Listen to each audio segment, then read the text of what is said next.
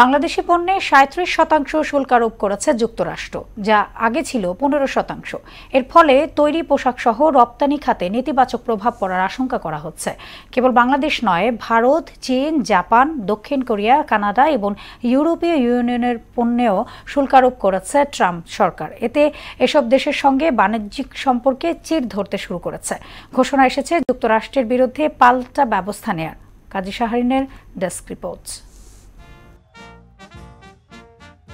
স্থানীয় সময় বুধবার হোয়াইট হাউসে সংবাদ সম্মেলন করে বিভিন্ন দেশে পণ্যের আমদানিতে নতুন শুল্ক আরোপের ঘোষণা দেন মার্কিন প্রেসিডেন্ট। এর একটি বাংলাদেশ। নতুন সিদ্ধান্ত অনুযায়ী বাংলাদেশি পণ্যে ৩৭% শুল্ক আরোপ করেছে ট্রাম্প প্রশাসন। এর ফলে পোশাক সহ রপ্তানি খাতে বড় ধরনের নেতিবাচক প্রভাব পড়ার আশঙ্কা করা হচ্ছে। কারণ যুক্তরাষ্ট্রে বছরে প্রায় ৮.৪ বিলিয়ন বা $৮৪০ কোটি মূল্যের পণ্য রপ্তানি করে বাংলাদেশ, যা প্রধানত তৈরি পোশাক। গত বছর যুক্তরাষ্ট্রে এ খাতের রপ্তানি আয় ছিল ৭.৩৪ বিলিয়ন বা $৭৩৪ কোটি।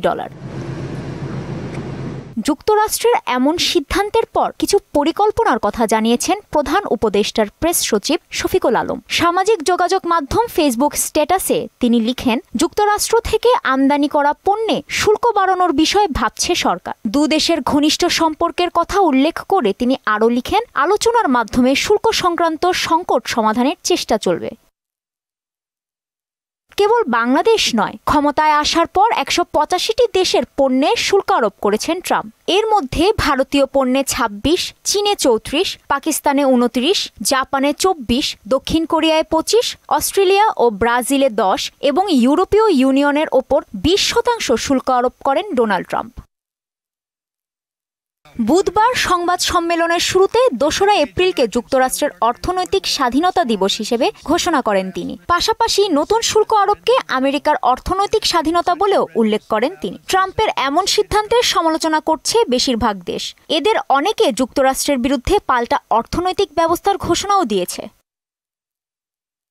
ট্রাম্পের নতুন শুল্ক পরিকল্পনা ঘোষণার পরপরই বিভিন্ন দেশে পুঁজিবাজারে ধস নামতে শুরু করে। বেড়ে যায় স্বর্ণের দামও। আন্তর্জাতিক বাজারে প্রতি আউন্স স্বর্ণের দাম 0.6% বেড়ে দাঁড়ায় $৩,১২৯.৪৬। কাজী শাহরিন, মোহনা সংবাদ।